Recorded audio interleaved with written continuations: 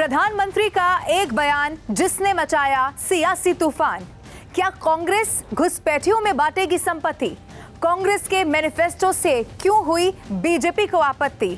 आइए प्रधानमंत्री के बयान के बाद कैसे हुआ है सियासी पारा हाय, ये जानते हैं और शुरू करते हैं बात चुनाव की। अब सबसे पहले मैं आपको ये बता देती हूँ कि खबर क्या है, यानी कि कब और क्या कहा गया है प्रधानमंत्री नरेंद्र मोदी की तरफ से। अब देखिए, क्योंकि चुनावी माहौल है और प्रधानमंत्री नरेंद्र मोदी दिन ब दिन धुआंधार प्रचार करते हुए दिखाई दे रहे हैं और इसी दौरान ये मौका था राजस्थान के बांसवाड़ा में प्रधानमंत्री की एक रैली का। लेकिन प्रधानमंत्री ने इस रैली में आखिर क्या कहा, जिसके बाद सियासी तूफान आ गया। अब खुद प्रधानमंत्री का आप बयान पहले सुन लीजिए। और पहले जब उनकी सरकार थी, उन्होंने कहा था कि देश की संपत्ति पर पहला अधिकार मुसलमानों का है। इसका मतलब ये संपत्ति इकट्ठी करके किसको बांटेंगे? जिनके ज्यादा बच्चे हैं उनको बांटेंगे। घुसपैठियों को बांटेंगे। क्या आपकी मेहनत की कमाई का पैसा घुसपैठियों को दिया जाएगा? आपको मंजूर है? ये कांग्रेस का मैनिफेस्टो कह रहा है कि वो माताओं बहनों का सोने का हिसाब करेंगे, उसकी जड़ती करेंगे, जानकारी लेंगे और फिर उस संपत्ति को बांट देंगे। और उनको बांटेंगे जिनको मनमोहन सिंह जी की सरकार ने कहा था कि संपत्ति पर पहला अधिकार मुसलमानों का है। भाइयों बहनों, ये अर्बन नक्सल की सोच, मेरी माताओं बहनों, ये आपका मंगलसूत्र भी बचने नहीं देंगे, यहां तक जाएंगे, मैं कहने आया हूं। अब ये सुनने के बाद एक बात और भी आपको जान लेनी चाहिए, वो ये है कि भारतीय जनता पार्टी कई मर्तबा इस मुद्दे को लेकर कांग्रेस पर हमलावर हो चुकी है। लेकिन एक बार फिर से प्रधानमंत्री ने किस आधार पर ये बात कही है, अगर आप ये जानना चाहते हैं तो मैं आपको बताती हूँ। प्रधानमंत्री ने कहा कि पहले जब उनकी सरकार थी तब उन्होंने कहा कि देश की संपत्ति पर पहला अधिकार मुसलमानों का है। ये क्यों कहा? दरअसल प्रधानमंत्री यहां पर पूर्व प्रधानमंत्री मनमोहन सिंह के बयान का हवाला दे रहे थे। तो वो बयान आखिर क्या था जो मनमोहन सिंह की तरफ से दिया गया था?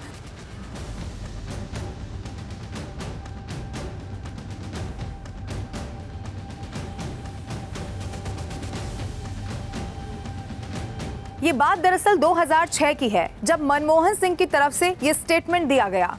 लेकिन जब जबरदस्त बवाल बढ़ा इसी स्टेटमेंट के बाद, तब क्या हुआ? पीएमओ की तरफ से बकायदा 2006 में स्टेटमेंट के बाद सफाई दी गई। अब उस क्लैरिफिकेशन में जो सफाई दी गई उसकी कॉपी जब सामने आई, वो भी अब मैं आपको दिखा देती हूँ और आपको मैं बताती हूँ कि सफाई में क्या उस वक्त कहा गया। प्रधानमंत्री का संसाधनों पर पहला दावा का संदर्भ ऊपर सूचीबद्ध सभी प्राथमिकता क्षेत्रों को संदर्भित करता है, जिसमें एससी, एसटी, ओबीसी, महिलाओं और बच्चों और अल्पसंख्यकों के उत्थान के कार्यक्रम शामिल हैं। लेकिन ये भी आप जान लीजिए कि उसके बाद से आज तक ये जो स्टेटमेंट है, जो बयान है, उसके बाद जो बवाल छिड़ा वो इसी तरह लगातार बढ़ता चला गया और यही मुद्दा एक बार फिर से अब गर्मा गया है। और इसीलिए क्योंकि राजनीति इस पर गर्मा चुकी है, तो अब इस बार की राजनीतिक बयानबाजी क्या कहती है, यानी कि किसने क्या कहा है, अब एक एक कर मैं आपको सुनवा देना चाहती हूँ। प्रधानमंत्री का बयान आप सुन चुके हैं। अब आप देखिए, केंद्रीय गृह मंत्री अमित शाह ने छत्तीसगढ़ में पीएम के बयान पर कांग्रेस को एक बार फिर से घेर लिया। केंद्रीय गृह मंत्री अमित शाह ने क्या कहा, अब वो सुनिए। अभी अभी कांग्रेस पार्टी को मिर्ची लगी है। मोदी जी ने उनके घोषणा पत्र में से सबकी संपत्ति का सर्वे करने का कहा है। मोदी जी ने कल कहा, क्यों करना है इस सर्वे को? कांग्रेस पार्टी पूरी नरेंद्र मोदी पर सवाल उठा रही है। मैं आज कांग्रेस पार्टी को पूछना चाहता हूं, आपके घोषणा पत्र में सर्वे की बात है या नहीं है? राहुल बाबा देश के नाम में स्पष्ट करे। और मनमोहन सिंह, आपके प्रधानमंत्री ने कहा था संसाधन पर पहला अधिकार माइनॉरिटी का है, आदिवासी दलित का नहीं है, आदिवासी दलित का नहीं है। भाई और बहनों, देश भर के मठ मंदिर और सबकी संपत्ति पर जो नजर है वो पैसा कहां जाना वाला है।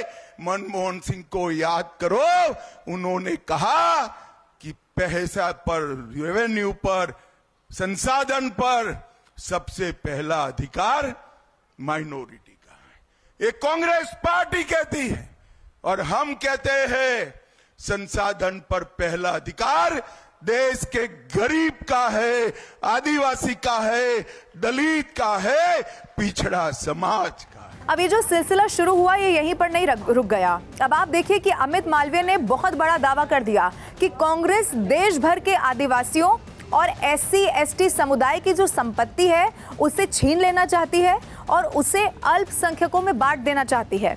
उन्होंने कांग्रेस के घोषणा पत्र और राहुल गांधी के द्वारा 16 मार्च 2024 को महाराष्ट्र में दिए गए भाषण का भी हवाला दे दिया और आरोप इस बात का लगा दिया है कि कांग्रेस SC/ST महिलाओं, गरीबों और हाशिए पर पड़े हुए लोगों की संपत्ति को क्या करना चाहती है, अल्पसंख्यकों में बांट देना चाहती है। अब दूसरी तरफ कांग्रेस पार्टी है जो खुले तौर पर अब चुनौती दे रही है किसे, भारतीय जनता पार्टी को और प्रधानमंत्री को। पवन खेड़ा ने कहा है कि कहीं भी मैनिफेस्टो में हिंदू या मुस्लिम शब्द का इस्तेमाल किया ही नहीं गया है, अगर किया है तो आप दिखा दीजिए, चुनौती दे दी है। अब सिर्फ पवन खेड़ा नहीं, सुप्रिया सुलेह ने भी इस पर जबरदस्त बयानबाजी की है, वो बहुत हमलावर दिखाई दी है, वो भी आपको सुनाती हूँ। देश के प्रधानमंत्री ने आज फिर झूठ बोला। एक चुनाव जीतने के लिए आप झूठ पे झूठ परोसते चले जाओगे जनता को। चलिए, आपकी गारंटियां झूठी, आपके जुमले झूठे, आपके वादे झूठे। अब देश को हिंदू मुसलमान के नाम पर आप झूठ परोस कर बांट रहे हैं। कांग्रेस के मैनिफेस्टो में कहीं भी, मैं ये चुनौती करता हूं प्रधानमंत्री को, कहीं मुसलमान या हिंदू कोई इस तरह का शब्द हो तो हमें बताएं और ये चुनौती स्वीकार करें, नहीं तो झूठ बोलना बंद करें। कांग्रेस के मैनिफेस्टो में न्याय की बात की है, न्याय नौजवानों के साथ, न्याय महिलाओं के साथ, न्याय आदिवासियों के साथ, न्याय श्रमिकों के साथ। उसमें प्रधानमंत्री को आपत्ति है। आपत्ति हो भी क्यों ना, ये हमारा न्याय पत्र प्रधानमंत्री को आईना दिखाता है और उनके 10 साल के कृत्य दिखाता है। ये पूरे 10 साल इन्होंने हिंदू मुसलमान करके खत्म कर दिए और आप फिर से चुनाव में आए हैं हिंदू मुसलमान लेकर। शर्म आनी चाहिए प्रधानमंत्री को। झूठ बोलने में भी शर्म आनी चाहिए और इस तरह से देश को बांटने में भी शर्म आनी चाहिए। और मैं फिर से चुनौती देता हूं, हमारा मैनिफेस्टो, प्रधानमंत्री जी आपको धन्यवाद। आपके ये झूठ की वजह से लोग हमारा मैनिफेस्टो पढ़ रहे हैं और आपके झूठ को भी वो उसी में ढूंढ रहे हैं कि कहां लिखा हुआ है हिंदू, कहां लिखा हुआ है मुसलमान। इस तरह के शब्द हमारे मैनिफेस्टो में नहीं है। ये आपके इस हल्की मानसिकता में ये शब्द होते हैं। इस तरह के जो बंटवारे की बात होती है वो आपके दिमाग में होती है, आपके जहन में होती है। हमारे न मैनिफेस्टो में है, न हमारे संविधान में है, न हमारे दिमाग में है, न इस समाज में है। सिर्फ और सिर्फ आपकी हल्की मानसिकता में है और कहीं नहीं है। झूठ बोलना बंद करिए प्रधानमंत्री जी। अब 1.5 महीना बचा है, जाइए, रिटायर हो जाइए और बाइज्जत रिटायर हो जाइए। कम से कम झूठ आपको शोभा नहीं देता। इस कुर्सी पर आपसे पहले बहुत ही पढ़े लिखे महानुभाव बैठे हैं। कभी किसी ने इस तरह का झूठ नहीं बोला जिस तरह से आप बोलते हैं। और आपके बाद भी बहुत अच्छे लोग आएंगे, प्रधानमंत्री बनेंगे, लेकिन कोई भी इस तरह से झूठ नहीं बोलेगा और आपका नाम इतिहास के डस्टबिन में जाएगा जिस तरह का आप झूठ बोलते हो। माफ कीजिएगा, ये भाषा हम आप ही से सीख रहे हैं। जय हिंद, जय कांग्रेस। इस देश का प्रधानमंत्री कायर है, लेकिन उससे ज्यादा वो निर्लज्ज है और बेहद सांप्रदायिक है। इस बात की पुष्टि खुद नरेंद्र मोदी ने आज अपनी चुनावी सभा जो राजस्थान में थी उस दौरान दे दी। नरेंद्र मोदी जी, जिस दिन से चुनाव शुरू हुआ है आपको सिर्फ हिंदू, मुसलमान, मुस्लिम लीग, मुगल रूल, मीट, मुर्गा, मछली यही सब दिख रहा है। और हमने भी ठान ली है कि चुनाव तो इस बार बेरोजगारी, महंगाई, किसानों के हक, श्रमिकों के लिए न्याय, औरतों की सुरक्षा, हाशिए पर लोगों के हक का जो हनन हो रहा है उसी पर होगा और हम उसी पर टिके हुए हैं। लेकिन आप एक भी मुद्दे की बात नहीं करना चाहते आज। लेकिन आपने जो कहा है ना, आपने मर्यादा की वो सीमा लांघी है जो पाप है। मंगलसूत्र पे आपने बोला है। आपकी हिम्मत कैसे हुई मंगलसूत्र पर बोलने की? आपने कहा कि कांग्रेस के मैनिफेस्टो में लिखा है कि आपका मंगलसूत्र भी वो लोगों में बांट देंगे। कांग्रेस के मैनिफेस्टो में मैं चुनौती से आपसे कहती हूं, ऐसी कहां पर कौन सा मैनिफेस्टो आप पढ़ रहे हैं जिसमें ऐसी बात लिखी है? कहां लिखा है कि हम लोगों की संपत्ति लेकर बांट देंगे?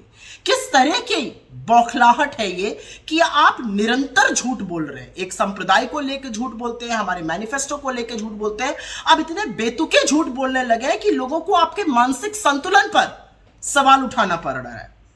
असलियत यह है कि आपको मंगलसूत्र का नाम नहीं लेना चाहिए था, क्योंकि एक औरत जब मंगलसूत्र पहनती है ना, तो वो जन्म जन्मांतर के लिए दाम्पत्य के उस सूत्र में बंध जाती है, जिसका सबसे पवित्र, सबसे पावन प्रतीक मंगलसूत्र होता है। इस देश के करोड़ों लोग पूरी निष्ठा से, पूरी ईमानदारी से दाम्पत्य के सूत्र को, दाम्पत्य के संबंध को निभाते हैं। आपको मंगलसूत्र पर इतनी घटिया गंदी टिप्पणी नहीं करनी चाहिए थी कि हम औरतों का मंगलसूत्र लेकर लोगों में बांट देंगे। यह सिर्फ एक जेवर, एक गहना नहीं होता है, यह दाम्पत्य का वो प्रतीक है जो औरत धारण करती है और पूरी निष्ठा से उस धर्म को निभाती है। आप भले इसको ना समझिए, लेकिन इस देश के करोड़ों महिलाओं का, करोड़ों ब्याहताओं का आपने आज घोर अपमान किया है और आपको माफी मांगनी चाहिए। अपने 10 साल के शासन काल में आपने किसानों का, श्रमिकों का, युवाओं के खिलाफ, महिलाओं के खिलाफ, हाशिए पर रहे लोगों के खिलाफ जो षड्यंत्र किया है, उसके अंत का वक्त आ गया और चुन चुन कर वोट के माध्यम से आपसे हिसाब लिया जाएगा। कांग्रेस के मैनिफेस्टो में बिल्कुल जातिगत जनगणना की बात है और हम डंके की चोट पर कहते हैं कि पिछड़े, दलितों, वंचितों, शोषितों, आदिवासियों के साथ साथ सामान्य वर्ग के, सामान्य कास्ट के, ठाकुर ब्राह्मण जैसी कास्ट के भी उन गरीब लोगों के साथ न्याय होना चाहिए जो समाज के हाशिए पर है। असल में तो लोगों की जेब पर डाका आपने डाला, लूटा खसोटा आपने, लोगों से जबरन वसूली करके अपने मित्रों की जेबें, उनकी तिजोरियां आपने भरी और अब आप निहायत ही घटिया बात करने पर उतारू हो गए। अरे थोड़ा तो बोलने से पहले सोचा करिए कि आप इस देश के प्रधानमंत्री। आज पूरा देश स्तब्ध है कि एक चुना हुआ प्रधानमंत्री ये कह कैसे सकता है, लेकिन इसी देश ने चुना भी तो आप ही को है। खैर, अब समझ में आ गया है, बस थोड़े ही दिनों की बात है, लेकिन जाते जाते ऐसी बात मत कीजिए कि पूरा देश पानी पी पी कर आपके शब्दों को, आपके बयानों को और आपकी घिनौनी गंदी सोच को कोसे। वही हो रहा है आज। ये बहस यहीं पर नहीं रुकी। खुद को मुसलमानों का मसीहा बताने वाले असदुद्दीन ओवैसी भी इसमें कूद पड़े हैं, वो भी चुप नहीं बैठे। पहले तो उनकी तरफ से क्या ट्वीट किया गया और क्या लिखा गया वो मैं आपको बता देती हूँ। उन्होंने इस ट्वीट में लिखा है, मोदी ने आज मुसलमानों को घुसपैठिया बुलाया और ये कहा कि उनके ज्यादा बच्चे होते हैं। 2002 से लेकर अब तक मोदी की बस एक ही गारंटी रही है, भारत के मुसलमानों को गालियां दो और वोट बटोर लो।